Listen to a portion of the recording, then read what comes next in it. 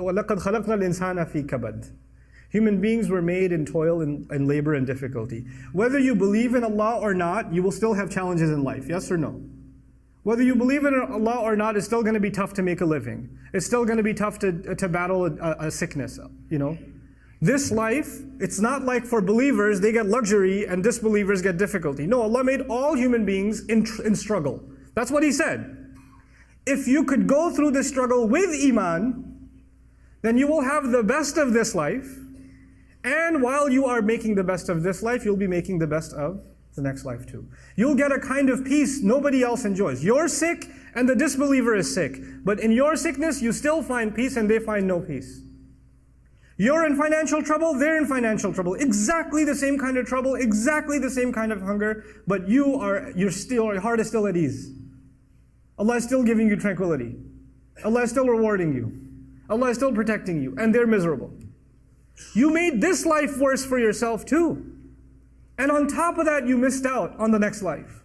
خَسِرَ الدُّنْيَا وَالْآخِرَةِ. This is why we ask Allah, رَبَّنَا آتِنَا فِي الدُّنْيَا حَسَنًا. The qualification of hasana means, when you ask Allah for good things in this life, it means good on the outside and good on the inside. Good as in beautiful, tasty, enjoyable from the outside. And good for my next life. Actually good for me in the long run. Building my akhirah at the same time. This is رَبَّنَا آتِنَا فِي الدُّنْيَا حَسَنًا. And therefore, وَفِي الْآخِرَةِ حَسَنًا. And as a result, good in the next life. Something that's beautiful and good on the inside as well. So Allah Azza wa Jalla says He lost this world and the next. ذَلِكَ هُوَ الْخُسْرَانُ الْمُبِينُ. That is the ultimate loss. The Quran uses 3 words for loss. Allah Azza wa Jalla uses khusr. إِنَّ الْإِنسَانَ لَفِي خُسْرٍ. He uses khasaran. And He uses khusran. And khusran is a masdar, sighatul mubalagha, the worst kind of loss. The worst imaginable loss.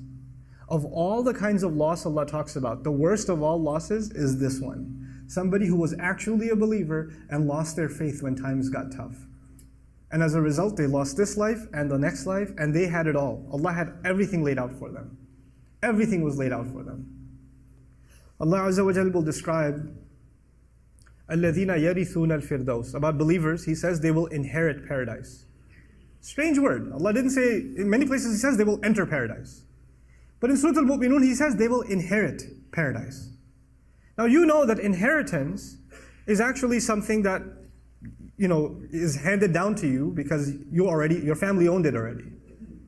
And that's actually how the Prophet ﷺ described it. There's 2 explanations of it. Jannah was actually given to our father, Adam alayhi salam. And so already we're qualified for it. So we're going to get it in mirath. We're going to inherit it.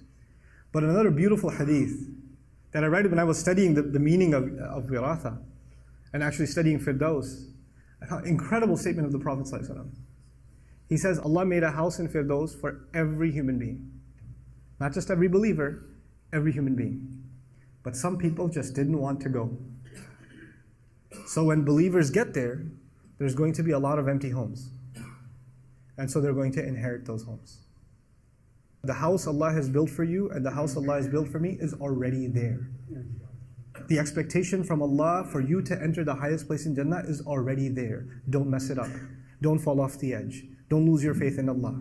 Just think of these tough times as just Allah wanting to see what price you're willing to pay for that house.